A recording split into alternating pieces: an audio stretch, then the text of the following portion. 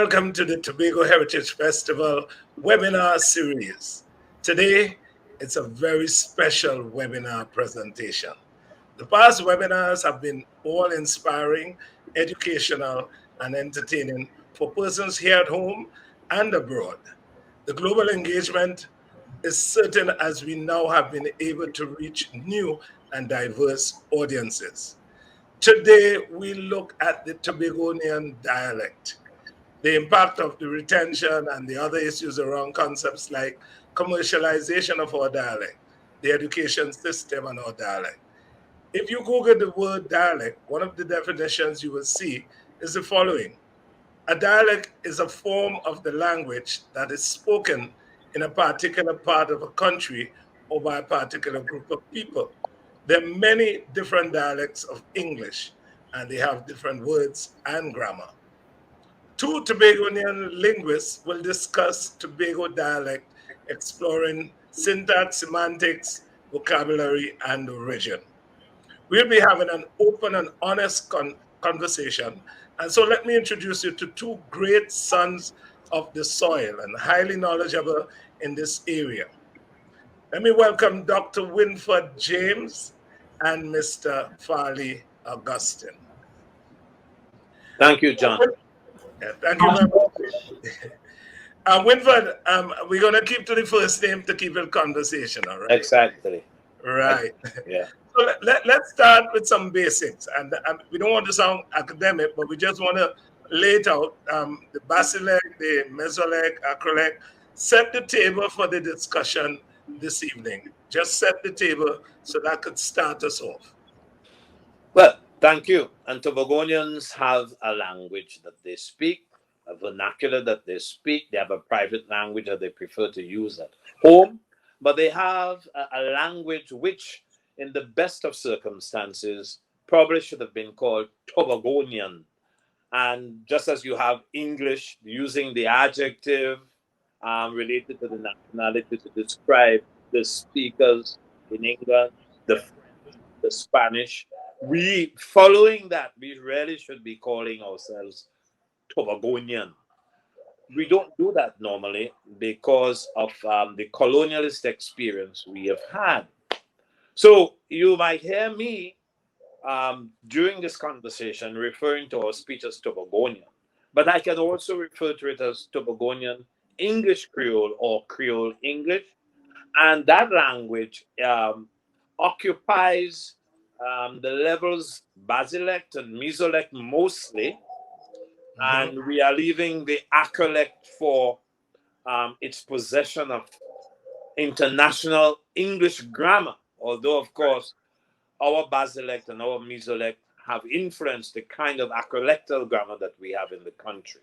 So we will be discussing that, and we'll be discussing what we need to do to promote it in the minds and the consciousness of our people, in the minds particularly of our policy planners, the teachers in the classroom, who have the most contact after parents and guardians with the kids that we send to the school system to learn not Tobagonian, but to learn standard English.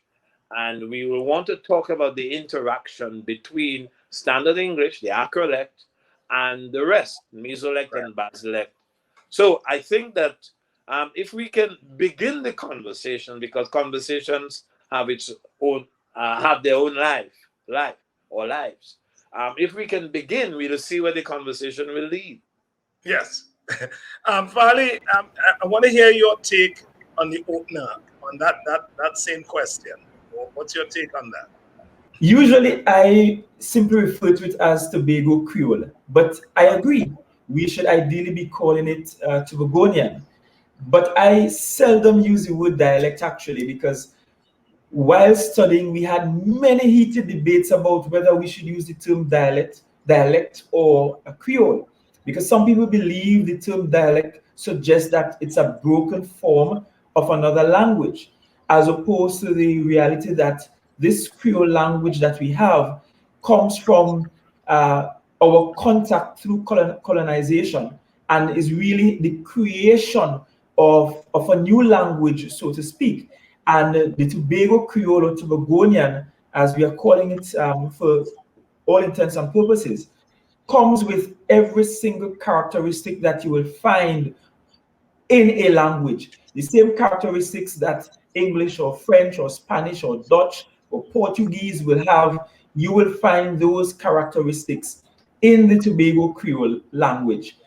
And that's what makes it a language. It's also important this early on to have Tobagonians and those watching from across the world to understand that this Creole language that we have really is birthed out of our slavery experience with the enslavement of the peoples of African descent, and the fact that we had slaves coming to the Caribbean and being forced to speak the mother tongue of the colonizers. And in being forced to speak the mother tongue of the colonizers, what developed over time is a Creole language, a language that borrows from West African language traditions or linguistic traditions and borrows from European linguistic traditions. In the case of Tobago, it's really borrowing from British linguistic traditions and West African linguistic traditions. And of course, for us in Tobago, given that we change hands more times than most other territories in the region. In fact, it is believed we change hands more times than any other territory in the region. That too would have had some impact in terms of our linguistic output today. And so this vernacular that we speak somewhere between the Basilect and the Mesolect, and if you're wondering what those mean, think of the fact that we use a language along a line. I usually say to students, think of a number line even, and think of moving along that line with the Basilect being the Creole language in its almost purest form, so to speak. The Mesolect being that middle ground between the Creole and the standard variety or the English variety in our case. And of course, the Acrolect leaning more on the English standard variety. And we speak along that continuum. And in speaking along that continuum and speaking that way across different parts of the island, what we end up having is really dialectal variation, a variation in the dialect we speak. But we should all be proud of this Tobagonian tongue that we have and that we have as our vernacular that makes us bilingual. Well, some of us bilingual even. Yeah. So just going down, I mean, that alley there, Winford, Yes. what has been the impact of the Tobagonian dialect, or as he's calling it, the Creole, on the standard English in context of Tobago? We come up in households across Tobago where the language of the household, class based as it Hmm. is different from the language of the school, which is standard English, or theoretically different. So we send our students with language that they have picked up in the home, language they have picked up in the villages and communities in which they live. We send these kids to school and then we teach them something called standard English. Yeah. Mostly, of course, we focus on writing that language rather than speaking it. And that's one of the things we need to correct in the educational system. But my basic argument so far is that our kids go to school where they are made to pick up another language. Now, the language that they are taught at school has international prestige. Right. And so nobody questions that there's a need to learn that language. But one of the problems that arises is that the language, the home language, the village language, loses its authenticity in the perception of parents and teachers by what the school does. The school values standard English, but it doesn't give the same value to Right. the language of the kids. In fact, a lot of the teaching of English is a criticism of the way the home language and the village language is structured. So we have that tension in the school system because of traditional methods of teaching that do not, in fact, give the kind of value and respect to the language of the home that they ought to have given the language. And so one of the problems that continue to this day is right up to the university as well, depending on who you meet there as the faculty. We find that the dialect is despised, or the Creole is despised, is undervalued, and without any science. It's just we have certain attitudes that have come to us because of the colonial experience and a certain habituation in some of the values of the mother countries and so on.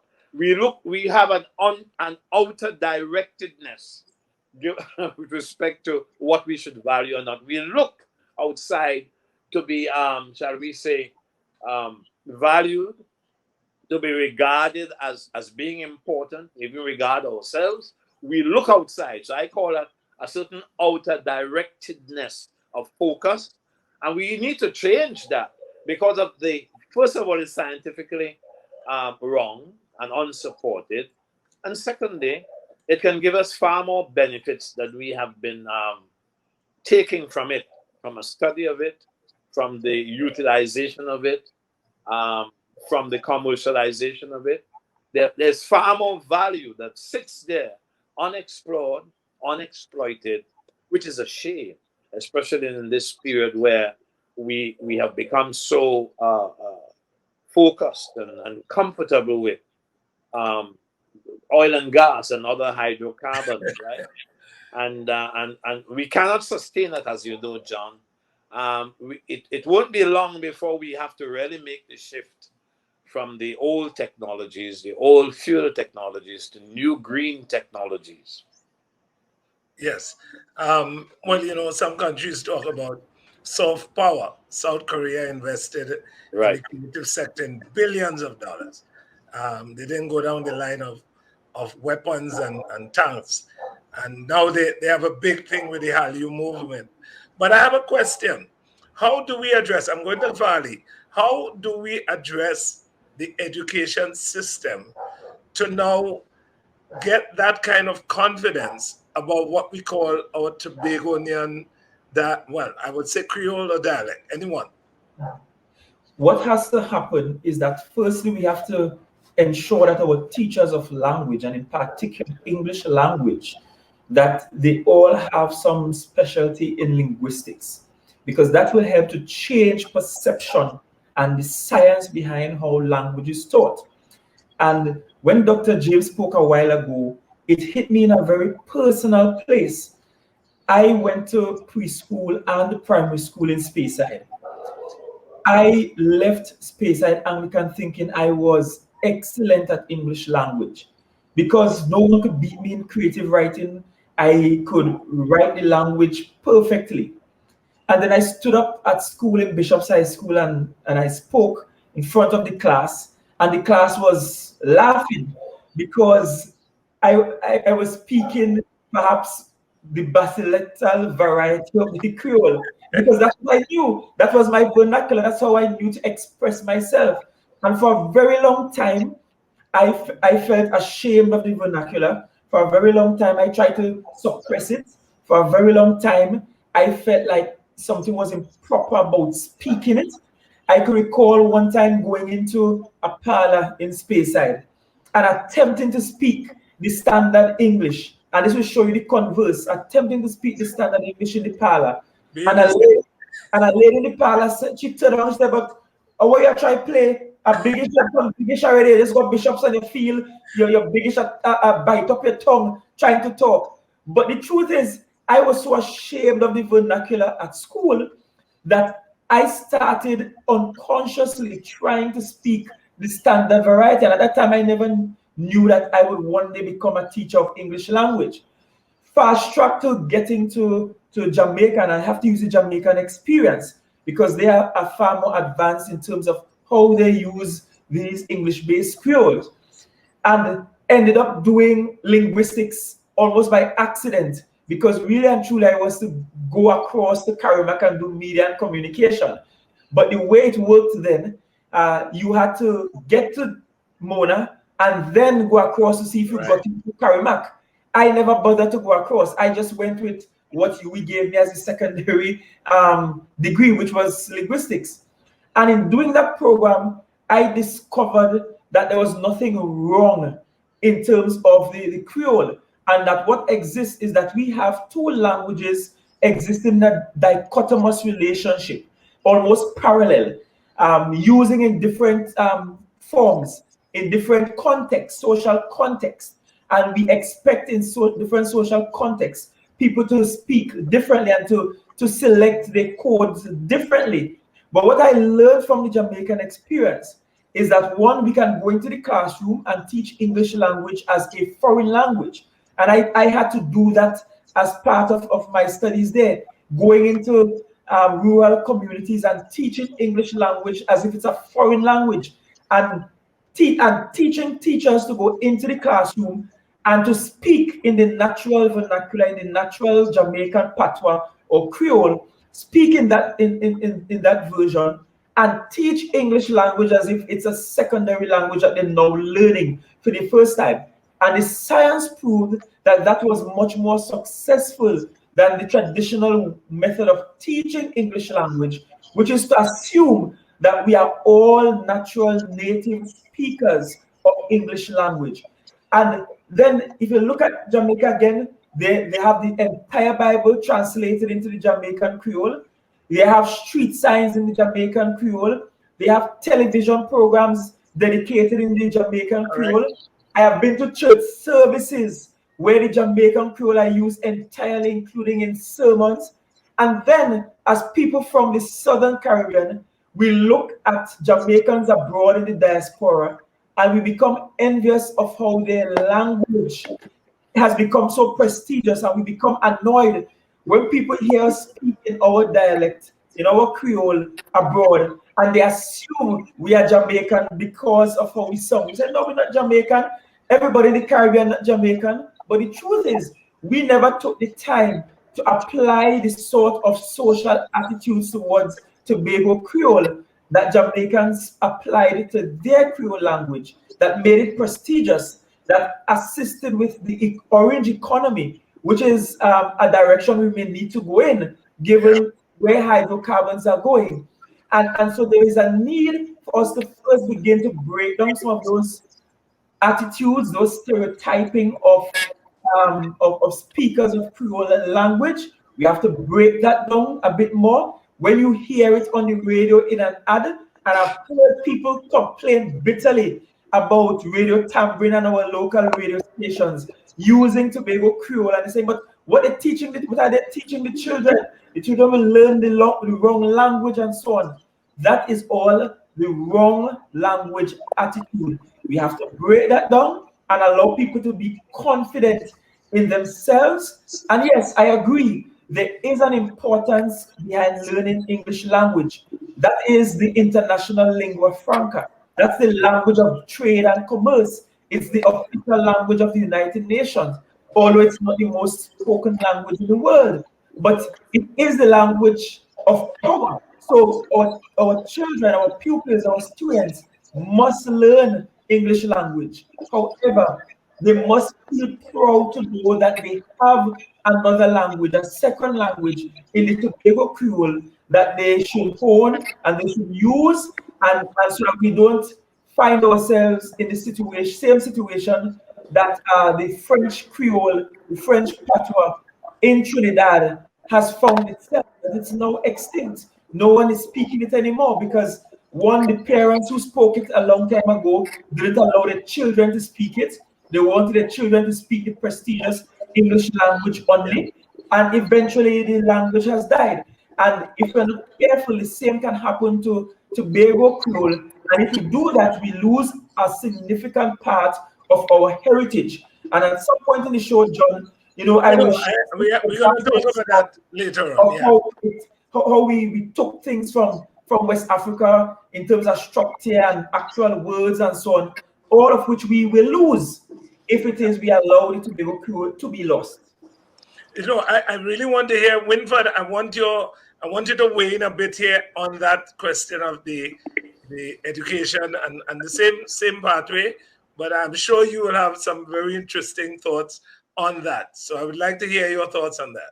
Let me pick up on one of the points Farley has made, which is that you need to value the language more than is done right now, because there is so much value. Farley is saying if you look at the structure of the language, how the language is composed, and to show in scientific terms, he didn't use those words, but I think that's where he was going. Yep.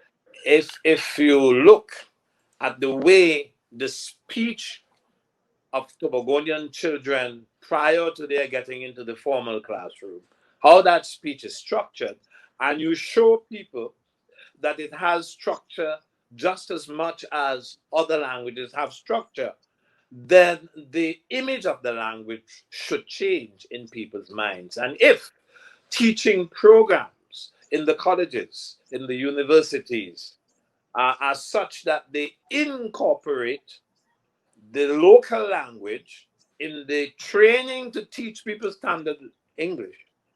And you get teachers who are very well aware of the differences between the local language and standard English. If you get teachers to talk not only about the differences, but the similarities. The similarities, in fact, from an educational standpoint, are probably more important, but both are important.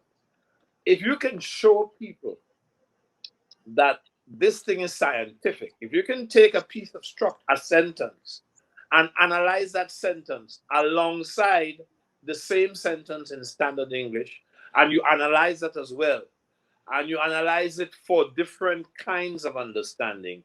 You analyze, so let's say, for the phonology, that is to say, the sound system, the kinds of vowels and consonants that the local speech has.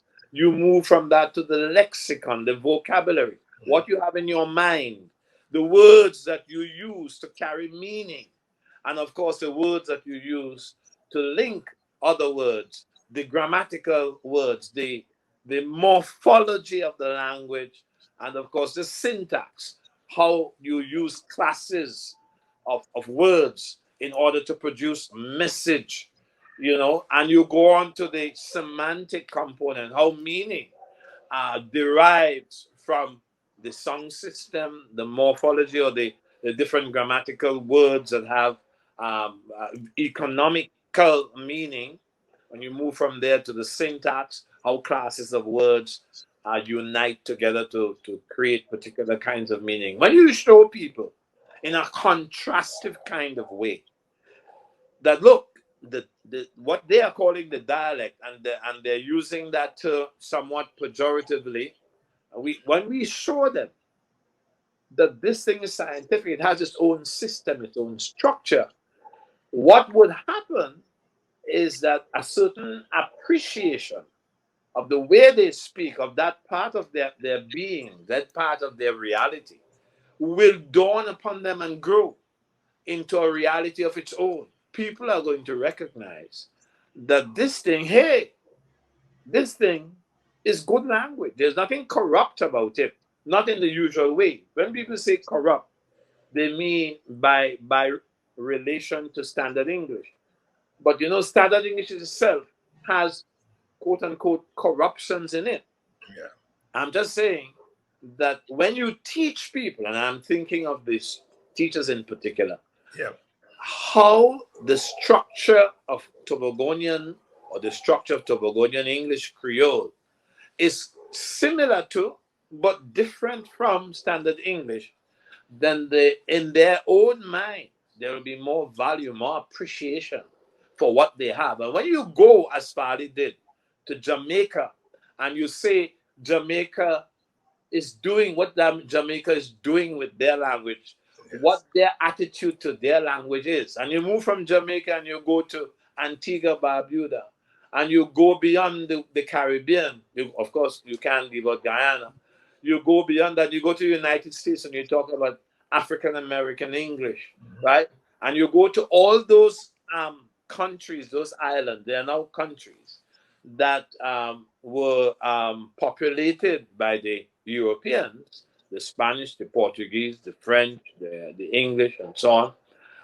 When you go to those islands that were colonies of the imperializing Europeans, and then you say, well, this is what happens in natural socialization. But if you belong to the lower class, you are not going to have the political and the cultural capital to make your realities dominate in the social experience, as you can see, right? Because power is part of the way we conduct ourselves Yes. in the affairs of of people. So the point, this is a very important point. Let me repeat it in other words. If your class doesn't have, as Tobago is experiencing this at the political level, but we don't want to politicize the conversation. But Tobago is experiencing that if your realities are not valued because you don't have political power, you're not at the ascendancy in the politics, in the governance of yourself, then you are not going to get the kind of attention, the kind of value, and the kind of respect that you ought to have. But as countries that have come out of the enslavement Mhm. experience, as countries that have come out of colonialism and slavery and so on, we should have a far more a progressive view of what we have. But it's not, apart from the government through the Ministry of Education accepting in the syllabuses, in the curriculum, that the dialect must be respected. The statement is there, right? And teachers should have the right attitude and so on. You really need to have a program of how Right. you do that in the schools. And we can't get away from the schools having that tremendous role to play in reevaluating and reinvigorating the importance of um, all our culture, but we are talking language here. Yeah. So I want to go down a little rabbit hole here. The Mm. Tobago Heritage Festival, Uh-huh. it's celebrating 34 years this year. And I want you all to just reflect. I mean, when you look at programs, Lekoto, there are people who go to Lekoto show and you don't understand one word because it's done basically in the Basilic. Maybe, a mix, maybe mezzo too. But even beyond that, um, what do you think is the role or has been the role of the Tobago Heritage Festival in the retention of this dialect of Tobagonians? And I want to hear both from you and Farley. So let's start with you, Dr. James. Okay. Well, that is unavoidable. If you're going to have to popularize your culture, if you're going to use your culture as a vehicle for people to understand who you are. So if you're going to use your language in a concert or in dance, of course, dance is normally accompanied by music and lyrics, of course. If you have to do that, then you have to do what the people from Lekoto are doing, Yes. is to say, talk in the natural way. Now, people can people can appreciate what you're doing even though they don't understand everything you say. And let me use the analogy of the fact that I speak Spanish fluently. I go to places like Costa Rica and Panama, and I people put on shows for my consumption. They don't worry as to whether I can understand or not. They assume that I will enjoy the dance. They assume that if I come to their country, I probably know some of the language that they use. In other words, Costa Rica is a place that speaks Spanish, that produces cultural artifacts for the consumption of locals and foreigners. And we have to, the visitors, the tourists, have to, in due course, learn the language. Now, that might sound presumptuous on my part, but it's what every country does. If you go to America, they don't change the way they speak because they wonder whether you understand. There's no country that I know where that is done.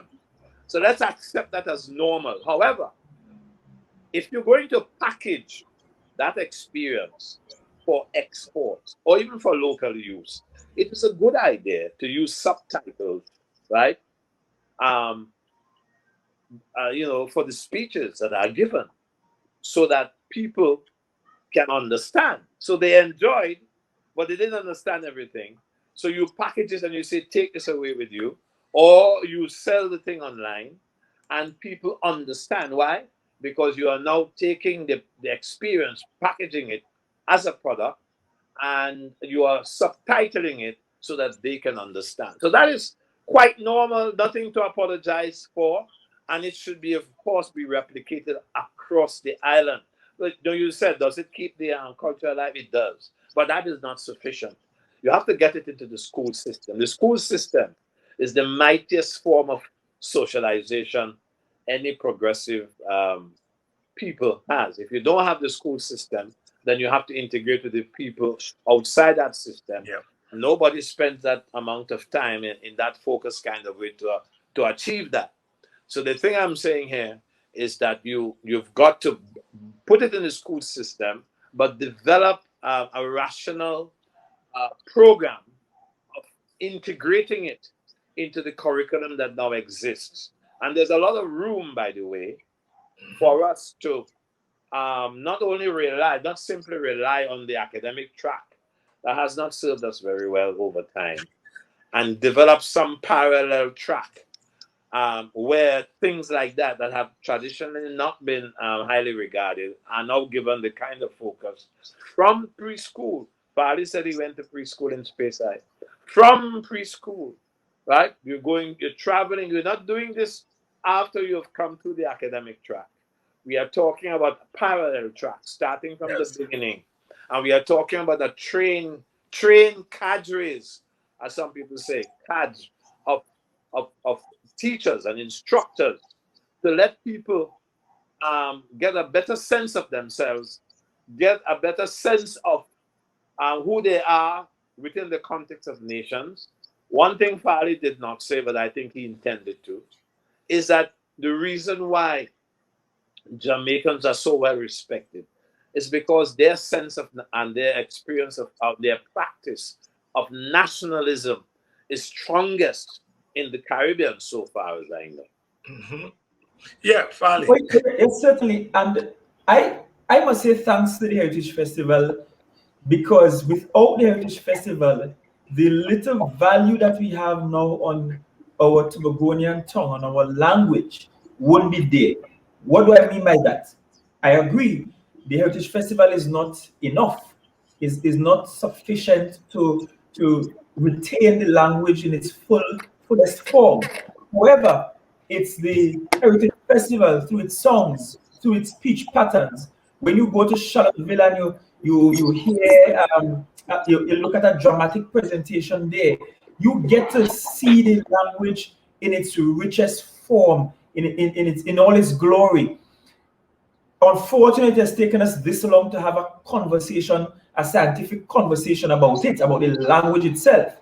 I don't know if this is the first, but to my recollection, this is the first time we're actually sitting down and speaking specifically to the language, the Tobagonian tongue itself.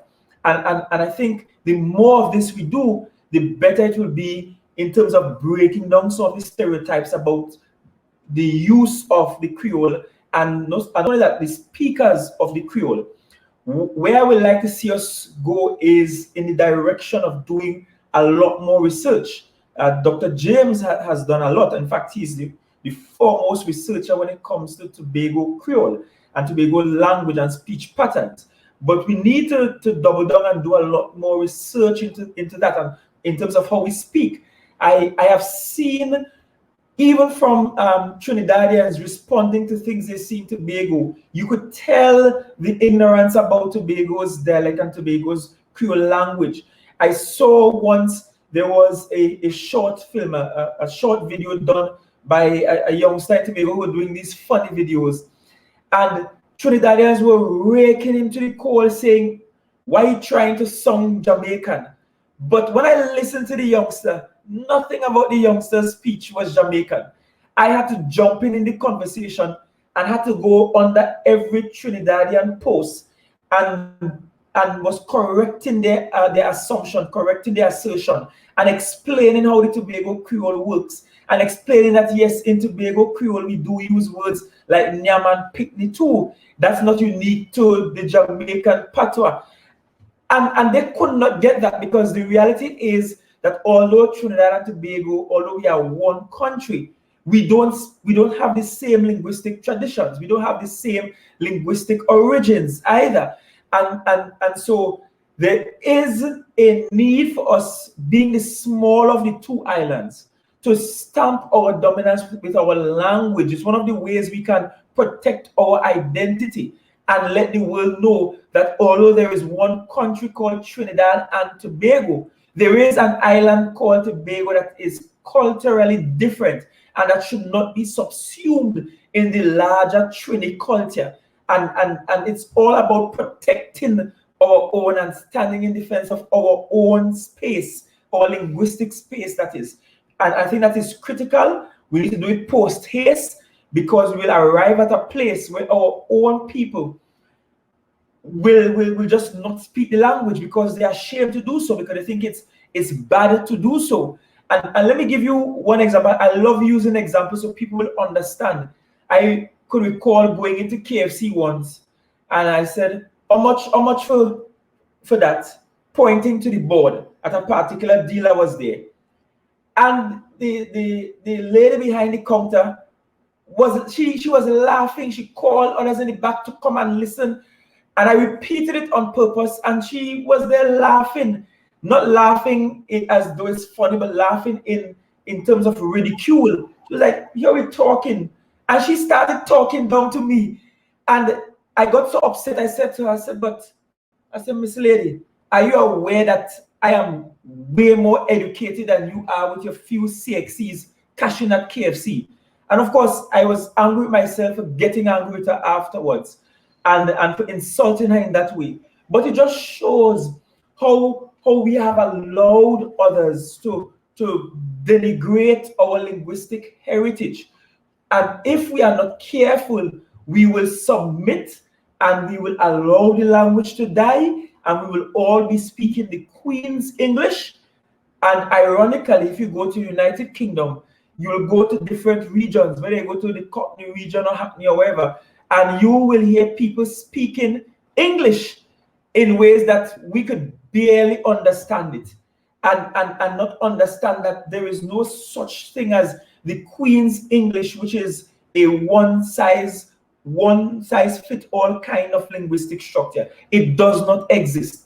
And so the Heritage Festival, yes, it's good. Yes, it has done a lot to retain what we have, especially in our songs and our speech patterns and so on. But we have to do some more and go through our formal education system.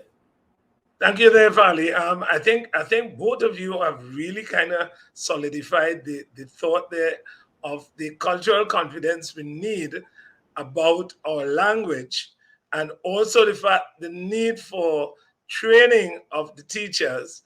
I want to come to the question of institutions in a while, but before we do that, Winford, let's talk a little bit about the role of those phrases and proverbs, and the Abzoki and the Raf and the Yampi, and those. Let's talk a little bit about that, the role those play in all of what we're discussing. Farley has said that there's a great need to do research. And it's when we do the research that we will have records of the vocabulary, of the lexicon of the language. We will have records and explanations and analyses of the morphology. We will have records and analyses of the syntax. It's research that does that. And I know you'll come back to it, but I just want to emphasize that you have to do research. But in a word, we have to codify what we say. The codification of our language by the development of what do you call it there? Books, dictionaries, thesauruses. We need to have a bundle of ongoing research and reference books and grammars and so on, where we can go to have some authority, right, in the way that explains, of course, the way we use language. So I recommend the term codification. All progressive countries have codified the language of their peoples. Okay, but John, remind me of the question that No, specifically. so yeah, no, I was asking you about the role that the phrases and the Yes. proverbs and all of those, what they do in terms of the dialect and all that.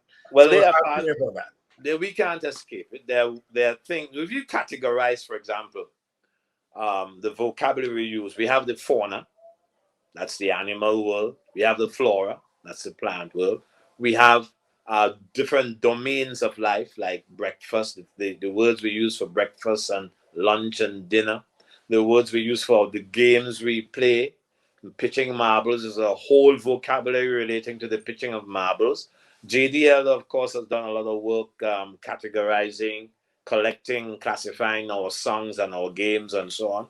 So he's a good man whose work we should take a look at, because they chronicle some of the cultural behaviors that we have. But you need, of course, as I said, to have more people doing the research, as Farley was suggesting. So I have done collecting from what I hear my students say and from the essays, the creative essays that they used to write for me. I have collected lots of phrases, lots of words, right? Including sayings, Tobagonian saying. I think Deborah Moore McGinn's also has a little book out. Yeah, Um, Berlin also has one, right. but So that was you way have back. people Yeah, good. You have people who have put down in a kind of an informal way because they're not professionally trained in linguistics. So you can understand why the books are written the way they are. But the point I'm making is that they are collections of our words scattered here and there.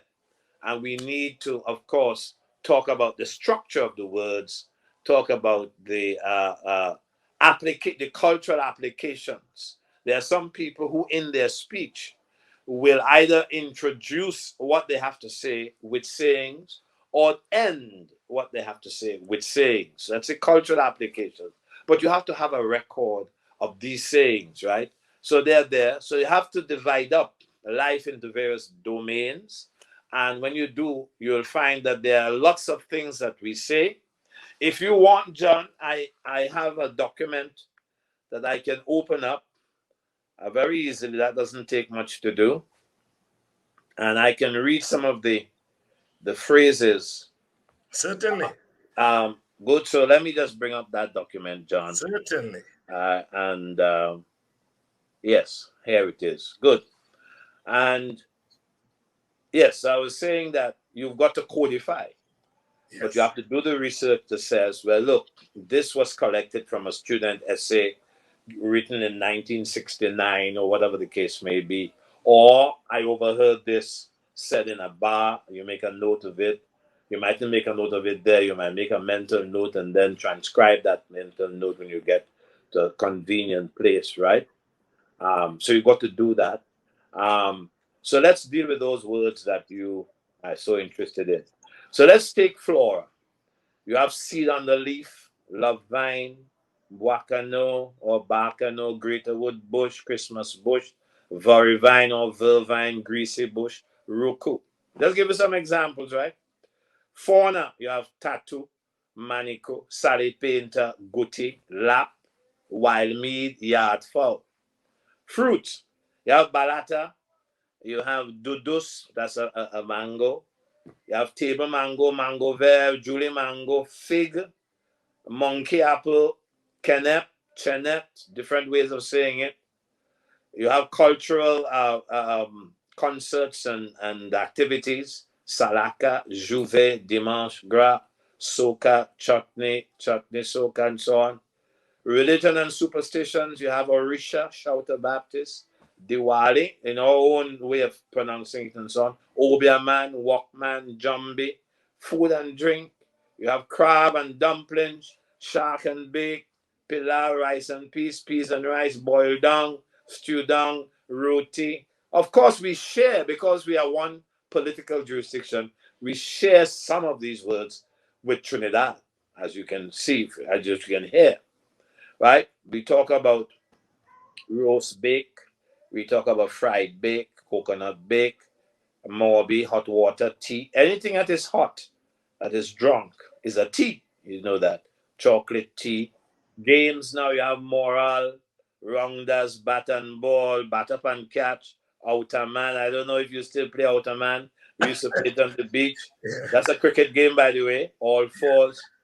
You have marble pitching, and you have some terms related to marble pitching, as I was saying. Tar or tor, lines drawn, stickle wax, rock dung, all kinds of words. I can't give you all. You have quantifying nouns like a setter. Jamaica, we say a whole heaper. We say one setter, right?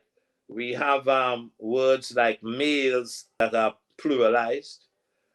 We have words like furniture that are pluralized, like equipment that are pluralized, information. So you hear people saying furnitures, informations, equipments, right? Um, Going down very quickly, you have verbs like carry to mean transport. And carry, of course, is when you pick up somebody and carry. But you know, when you say you carry somebody to the airport, in standard English, it's not carry you're going to use. You're going to use words like take or transport, right? Um, he mashed his bricks. Again, we standard English doesn't allow that. I'm just saying. Um, um, okay, going up. I bunks up Farley in New York. We have these multi-word verbs. Walk with your cooler when you're coming, right? He stood up at the corner. I mean that he stood at the corner. We say stood up. You can hold down a girl, meaning to say a raper. Um, Yes. he took ill. By analogy, we took sick.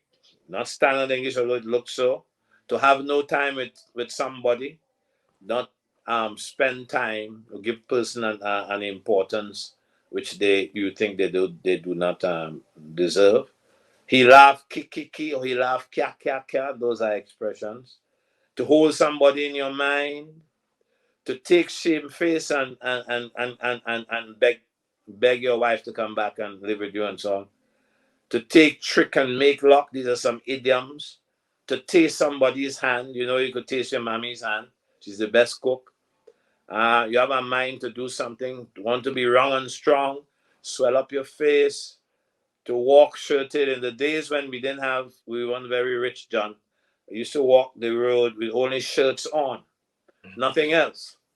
And we used to say, you're walking shirt tail. Of course, that usage probably has disappeared now because everybody having many shirts and many uh, pairs of pants and so on. Hold your head and ball. All right, I'm going to jump ahead now. Prefaces are phrases that you put before your main sentence. So, kill me dead. I don't like that man. Right? As man, you know that expression? As man, I go in and face him now. You know, as to John Arnold, I am going to report him to the police. You know, um, good. And then you have expressions like Farley and they, where the and they sounds like standard English.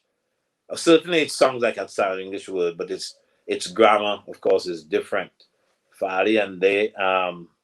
We have it have, and we can change that to it has, it had.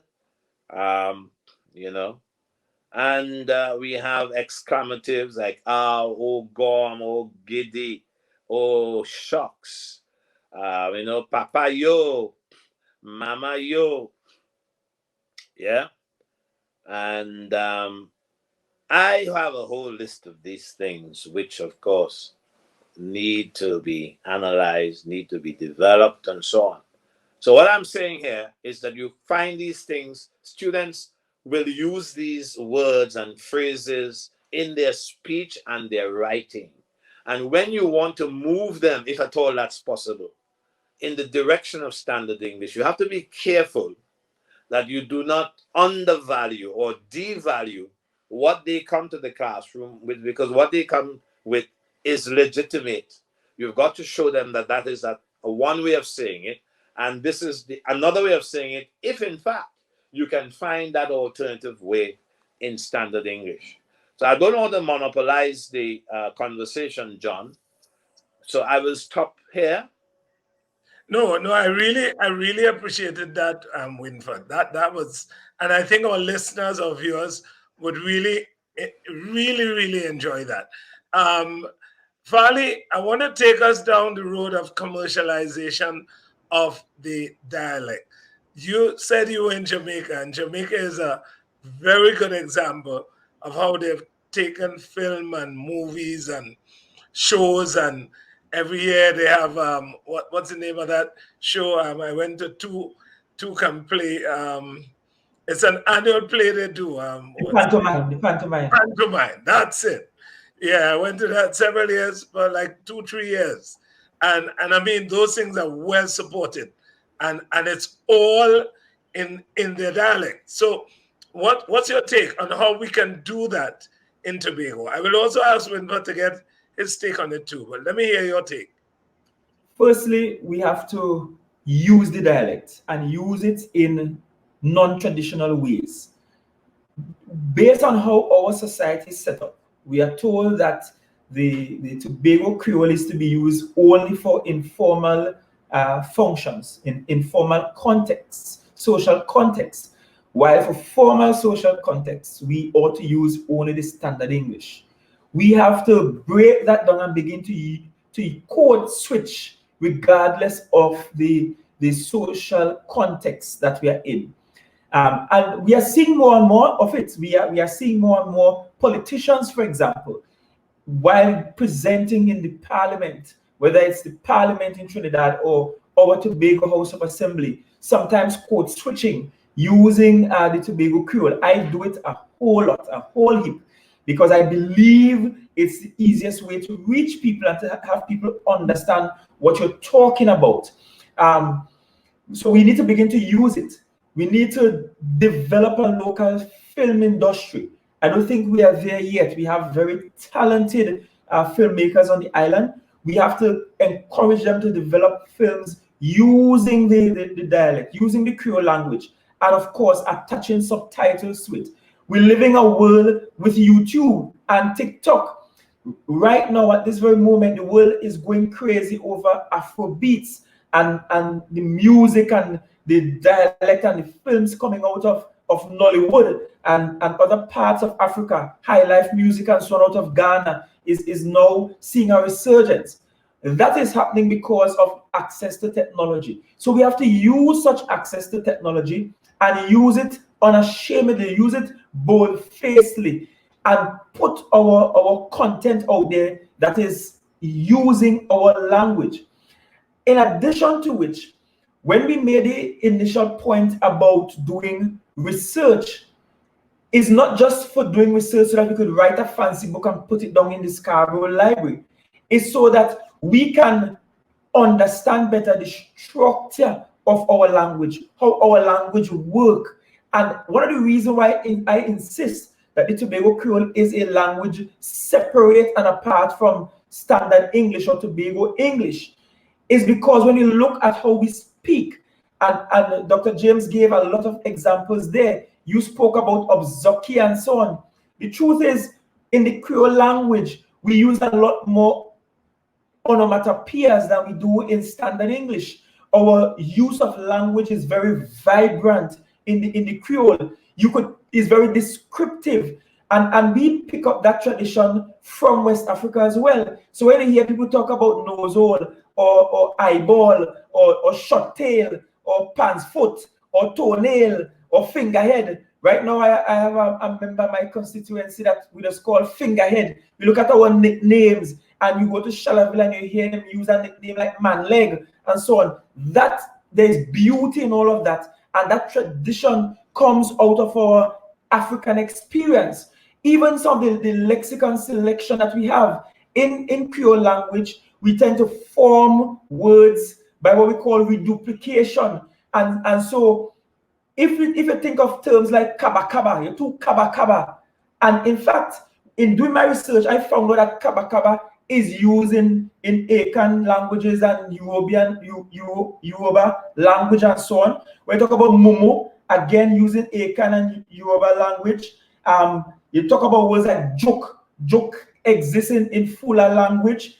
Accra, that thing that we eat, that we make it accra, saltfish, accra. That too, Igbo, Akan, Yoruba. You talk about Nyam. Nyam is an Akan word that we use, has nothing to do with English. The word okro, in fact, the plant okro itself came with the enslaved, and that's Igbo. You talk about Jombe, and that is Congo, and the way it's spelled in Congo is DJUMBI. So in doing the kind of research, what it does, it helps add credibility to the language that we use. It helps us to understand the structure, because one of the ways to make your language popular, make it commercial, is to let people know that this thing is not a fly-by-night thing. It's not just something we just make up. Yes, it came about out of contact. It started as a contact language, as a pidgin, and it morphed into a Creole language. But there is structure to this. There's some sense behind this. When we look at how we pluralize using unbounded morphemes, that is a West African linguistic tradition. In English tradition, we pluralize by a join morpheme, by joining morpheme S to the word. So, for example, boy becomes boys, girl becomes girls, child becomes children. But in Creole, we have an unbounded morpheme, a separate word, the boy them, the girl them. And even when we're talking about boys and girls together, the picnic them, a play. Even the that which is the to be verb in all its form. Me a go, me a come, he a come, she a come, them a go. It's constantly in terms of how we express tense and mood and so on. All of these are structural. So it's not something that just fly by night. It is any old thing. It's just a corruption of English. No. Besides changing our value set on the language, and in addition to putting our work out there and just literally using the Creole language in spaces we are not accustomed using them, doing the research will add the kind of credibility. It will be able to talk about it in the way that I have just spoken about it, showing structure, syntactic structure, how it's different from English, showing how words are different, how we form words, how we create beauty in the use of language. I don't know about you, but when I read novels, such as one of my favorite ones will be like, for example, when you look at the famous V.S. Naipaul and look at his Miguel Street novel in comparison to some of his later works. In Miguel Street, you will see V.S. Naipaul diving into the Creole seamlessly and intertwining it with the standard English. That brings beauty to the language. When you look at Wines of Astonishment, another beautiful text that also uses the same tradition of code switching and intertwining the codes. So there is beauty to be had from having creative works using the language. We have to have creative works using the language. And John, the creatives have to also lead the way. We spoke about the educators. The creatives also have, perhaps second to the educators, the creatives have an important role in ensuring that the language is popularized, that the language is used more than just using it in a song or a little soca or a folk song, but using it in film, taping people in their natural habitat. And one of the things I like to do, and I did as an educator, is that I would take my students and I would say, look, we are going to go out into the village. We're going to walk Speyside, or we're just going to go up Charlottesville and just talk to some people in Charlottesville there. Sometimes we'll invite Scarborough to come up and join with us in Speyside, and we do some work together. Sometimes we go down and so on. What that did, it opened the eyes of the students into seeing how vastly different the language spoken at the fish depot in Charlottesville, down by the bay in Charlottesville, is from what they speak in the classroom. But more than that, it gives them a sense of appreciation for the beauty in the language that's there. And I believe if we double down and do the kind of background research that needs to happen, we will have an appreciation for the fact that this thing didn't just happen by accident. Perhaps it happened by some kind of divine intervention.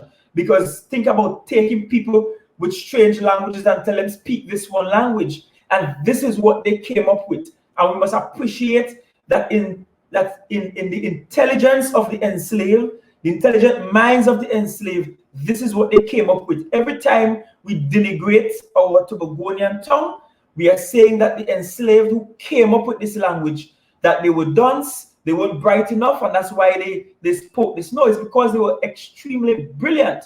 They were able to take their language, their structure, their lexicon, and merge it with English language and create something as beautiful as this. And bear in mind that slaves were placed on plantations from different tribes, different ethnic backgrounds in Africa. So they did not all speak the same West African languages. Yet they found a way to create a common Creole language that we must appreciate, that we must retain, and we must ensure that our children speak it. And once we are doing it, the world will come to know that there is beauty in what we are speaking. Thank you there, Farley. Winford, I don't know if you want to add something on that, the question of the commercialization, how we can, take No, advantage. most definitely I want to add, but I just want to, as usual, pick up on one of the words that he used, just in case his audience did not understand him, and that is onomatopoeia. He was making the point that we speak using onomatopoeia. Let me give you an example of that. She fall down boop. It hit she bodo, where you use the sound of the activity as part of the grammar, part of the syntax. So for those of you who wanted just a little clarification of what onomatopoeia is, that's an example. Those are examples of it. To return to the theme of commercialization, we can't end this conversation, John, unless we talk about speech band as a cultural product that we have developed over time and that we can sell to the rest of the world. I am not sure that I know of any other place in the world that has speech band of the kind that Tobago does, right? Farley might probably have more information on that than but I am not aware. And I would like us to commercialize speech band. I would like for us to have a movement across the country through the school system. It usually is in the starts at the elementary level, where we develop speech bands. We take particular kinds of issues, political issues, cultural issues, issues of social life in the various villages, and we create speeches. And we have, of course, drums to the accompaniment of drums, and we have the hook line, drag your bow, Mr.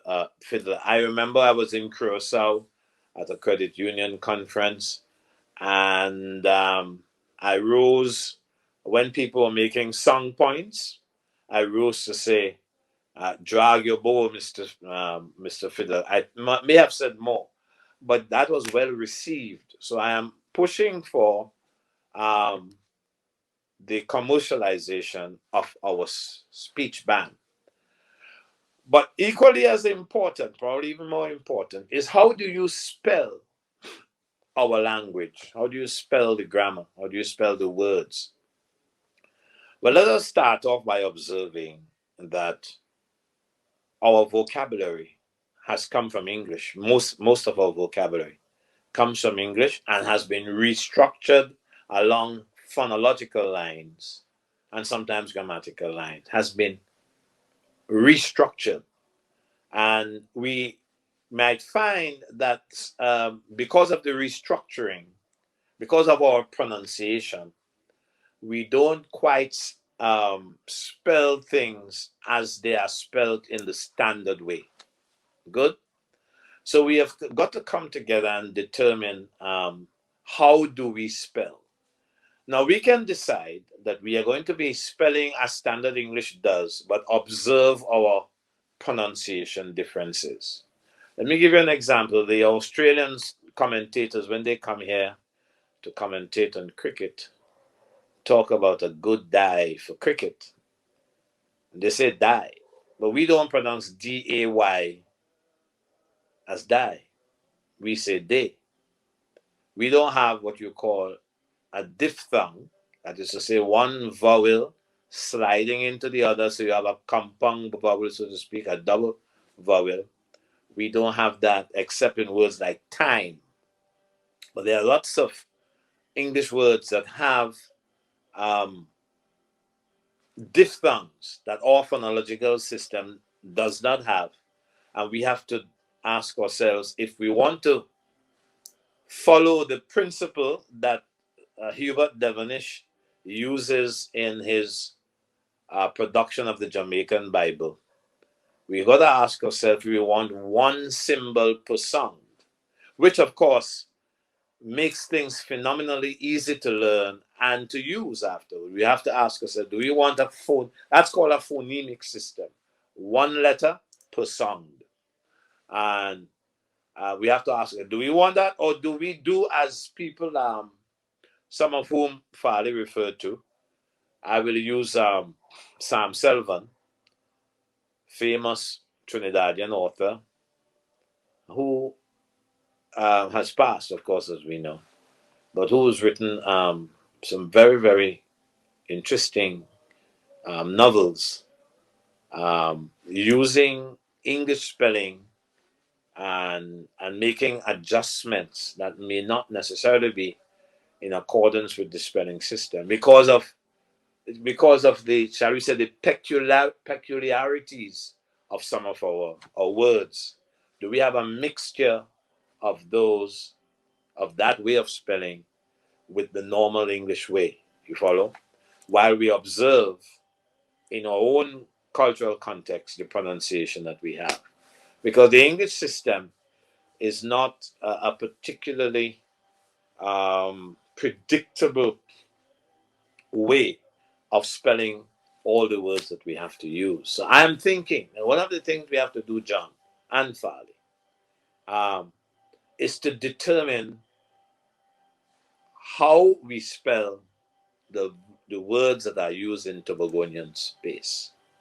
Now, I don't have the final word on this. I have my own preferences, but they are not finally developed. But if we are going to commercialize, we are going to have to write things.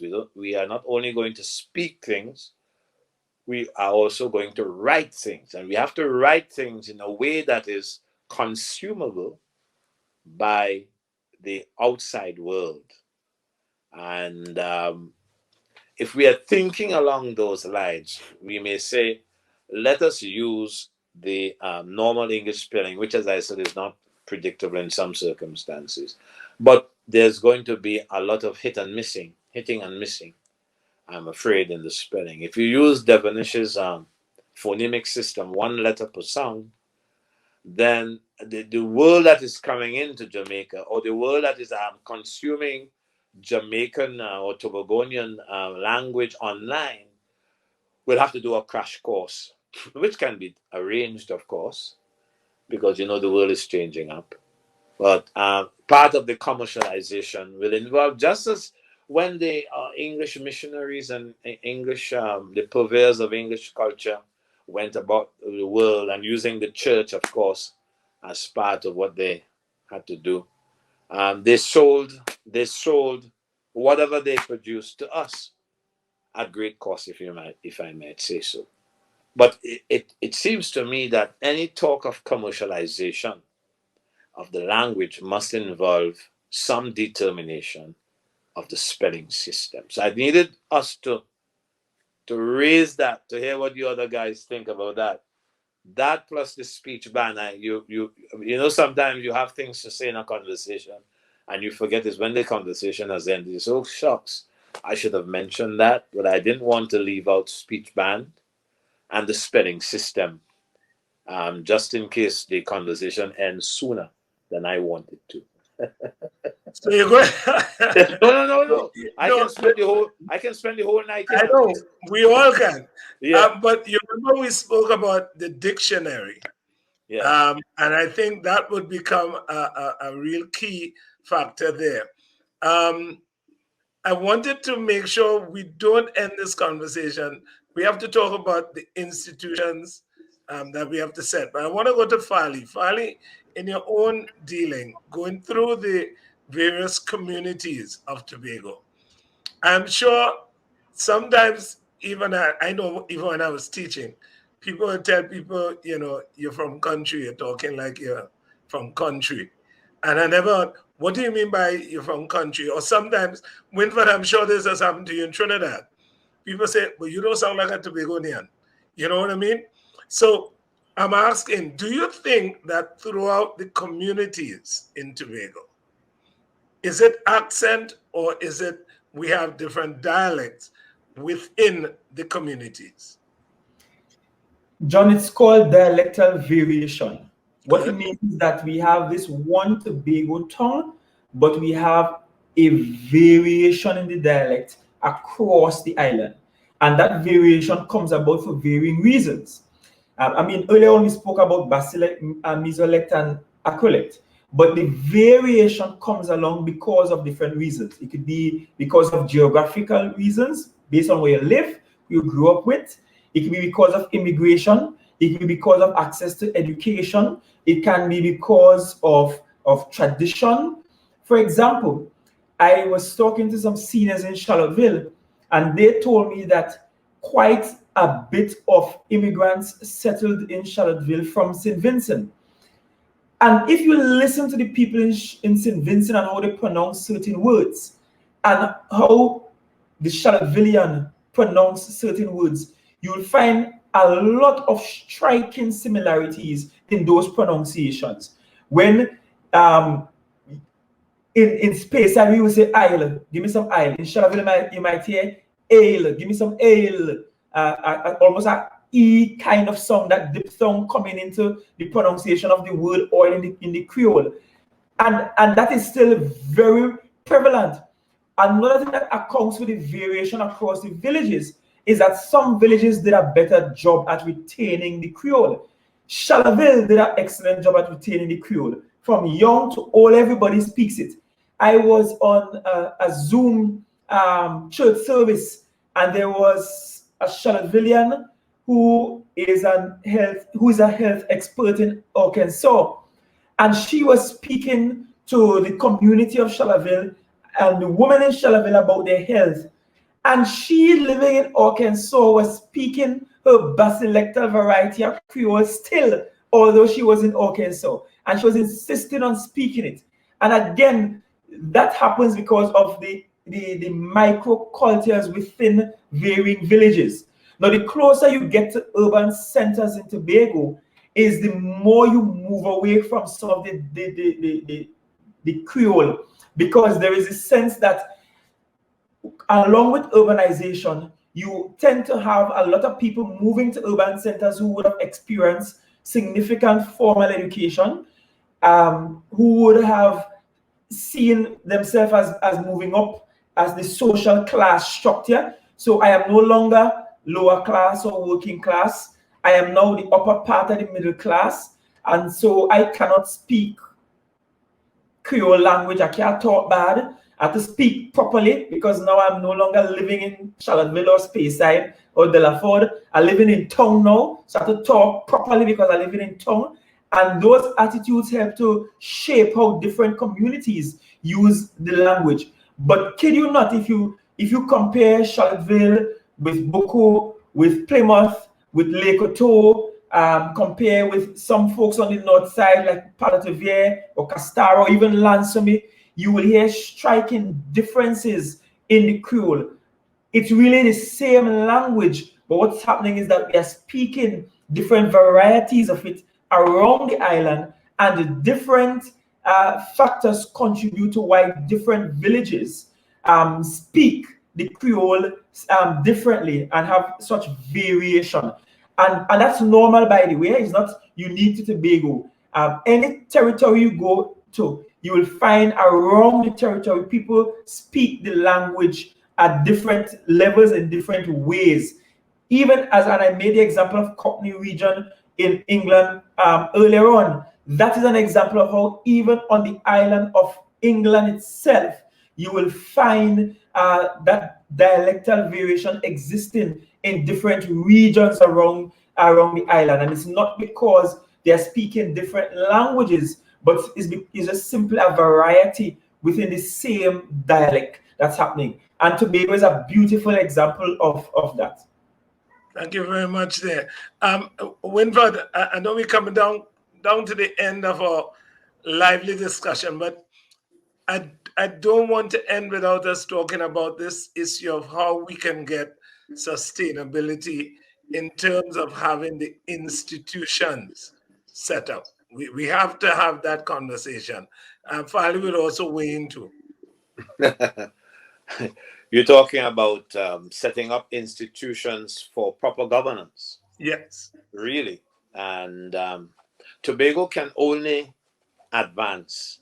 No, I'm talking in terms of when we were talking about the issue of the language Yes, and I'm how coming we to that. can get the training and the thing Yes, to live and to I'm be coming. all. I'm coming to that. I'm Oh, coming to okay, that. good, good. In fact, I will hold it for the time being and say, in relation to Farley's offering a while ago, the Tobago is a very small place.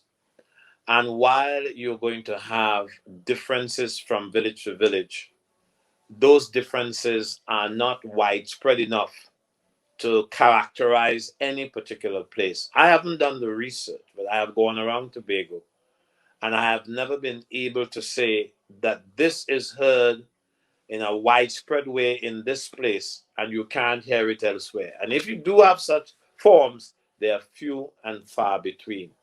I also want to make the point, John, that one of the reasons why people in the urban areas move away from the Basilect, so to speak, and to some extent from the Mesolect, is precisely because you're having the urban areas, the capital city, as a concentration point, a social concentration point for everybody. Everybody comes into Scarborough. Everybody comes into Port of Spain. But if they want to be understood, then they have to use what we call a lingua franca. That is to say, a language that everybody has.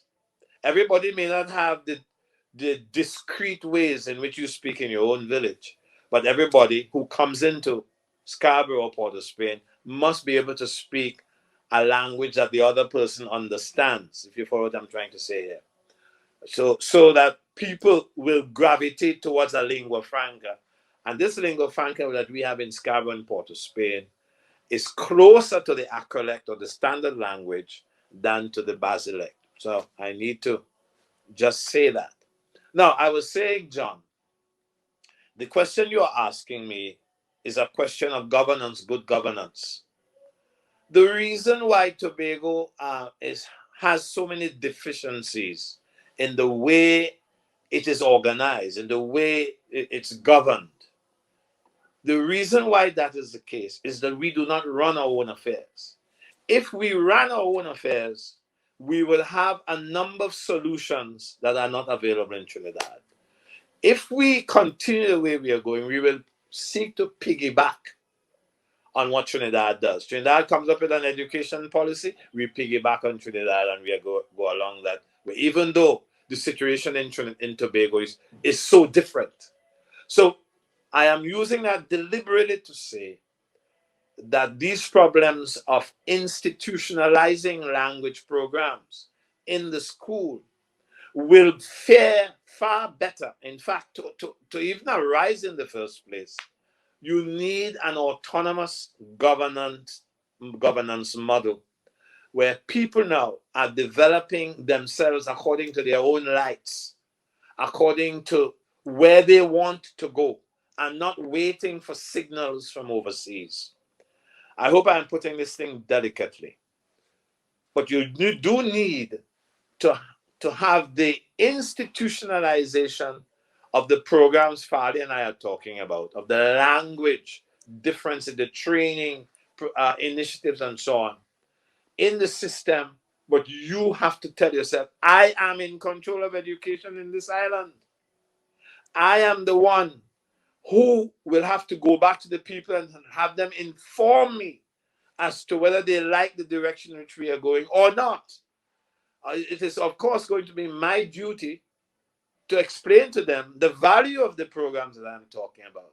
We put that in the system in Tobago. Now, if Trinidad doesn't want to do that, that is Trinidad's business. But we in Tobago want to do so. So first of all, we have to decide that we are going to be in charge of language policy that includes all the things that Farley and I have spoken. Now, this is a big topic, John, and I don't know that we can go beyond the point I have just reached, because if we were to do that, we will not finish, and there are some details that will take forever to explain and develop. But training programs, as an example, we might require in Tobago a training school for teachers that refreshes their knowledge of the language, the differences between standard English and the Creole. We may want training programs that introduce these language products or these language initiatives for the first time to people who never got trained. Farley was saying everybody, every teacher, but particularly the teachers of language need to undergo such training. But in order for that to happen in the first place, you have to have policymakers who think that that's an initiative that they can do independently of what happens in Port of Spain. I think enough said on that, John. Yeah, I'm going to ask each of you to give me a closer. I think we have done a lot of talking. This has been quite inspiring and by the way, highly educational, even for myself. Even the research to actually have this discussion with you guys. But this, I'm sure for our listeners and our viewers, certainly has been really educational and certainly a lot of information. And it's basically preparing us for the future and the kind of discussions that we have to have when we talk about sustainable development and the future for Tobago and what we do at the Festivals Commission moving forward, how we see the collaborations and working with the other agencies to make sure some of these things. So at the end of the day, we get a kind of holistic kind of development of the island through all these parts. So I really want to appreciate, it, sorry. And I really want to thank you for being here. But let me just get a closer from you, Farley. I will let you, because Winford started. Sure. I just want to tell you, Tobagonians at home and abroad, and even those of you from the rest of the world that is watching on, here we have something that was beautifully created out of a traumatic experience. It is our linguistic heritage. It is something we must keep as part of our identity, as part of who we are. It does not make us less than any other. It does not make us inferior either, nor does it prevent us in any way from learning other languages out there in the world. You could be proficient at Tobago Cruel and be equally proficient at English language, Spanish, Dutch, Portuguese. It does not matter. If you look around the world, you will see that there is a move afoot to secure traditional languages and the languages of indigenous peoples and contact languages such as the one we have, because there is always a real danger of losing these languages to the global north that might try to monetize and control cultural forms globally. But look to Curacao beneath us and look at what they have done with Papiamento. Look to Jamaica north of us and look at what they have done with Jamaican patois. Look to the pidgin expressions across in Nigeria and West Africa. In West Africa, BBC runs radio programs and television programs completely in those pidgin languages. That's because there is a move to try to monetize and to hone and to protect languages such as the one we have. We have a real treasure in our linguistic heritage. Let us protect it. Let us do what we can to keep using it, and let us not be ashamed of it. It does not make us sound or look dunce or inferior. To the contrary, it shows how vibrant we are, how beautiful we are, and how much more superior we are than many others. Let me close with an appetite wetter, so to speak, and let me just give a simple analysis of our pronominal system, our major anaphoric system, that is to say, pronouns standing in place of nouns, okay?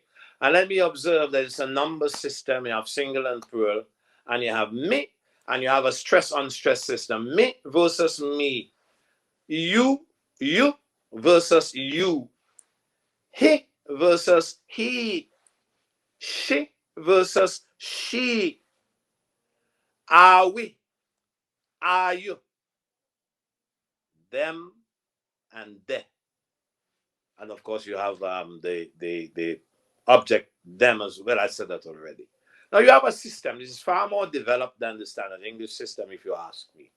One of the terrible things about the standard English system is that the plural pronoun, second person plural, you, cannot be pluralized. It's you for singular and it's you for plural. In some dialects, they say use. They spell it Y-O-U-S-E, but it's actually, they're using the normal way of pluralizing by adding an S to the singular form, and you get your plural. So people say use. And in America, we all know y'all, okay? I'm saying the pronominal system of the Basilect is more complicated, more complex than the English system. Very quickly again, me, that is first person singular. Second person singular, you. Third person singular, he, and she. And on the plural side now, first person plural, are we? Second person plural, are you? And third person plural, them and they. So there you have it, folks. It's beautiful to study. we should try getting into that. Let me thank Dr. Winford James and Mr. Farley Augustine for such a wonderful evening. And we've been talking about Tobagonian dialect, or in the case, Farley prefers to say the Tobagonian Creole. And really a powerful set of concepts. And certainly we have to build on this. Documentation becomes very pivotal. We spoke about how we can commercialize the dialect and what we need to do in terms of training and retraining teachers, and also getting the education system to now come on board to assist in this. Also, we talked about the issue of cultural confidence, us developing the confidence about what we speak and how we speak, this language that is ours. On behalf of the board of directors and the staff, the EMT, and the very hard working team, Kimmy, Antonia, and Jana, Mark, all the team, I want to say thank you very much for the work. I want to thank our sponsors. We want to thank all those who made it possible. And you've been watching the Tobago Festivals Network. See you at the next webinar.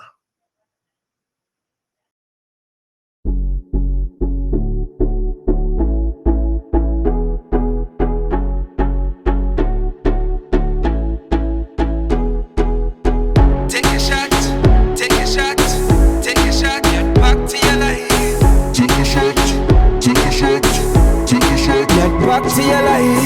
shot, take your shot, take your shot, get back to your life. Take your shot, take your shot, take your shot, get back to your life. A message from Republic Bank.